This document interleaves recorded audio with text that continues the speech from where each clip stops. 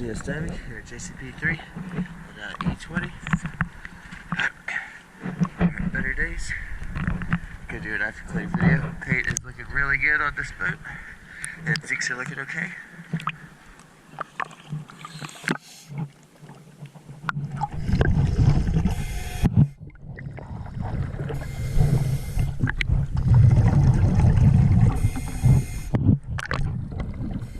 Alright.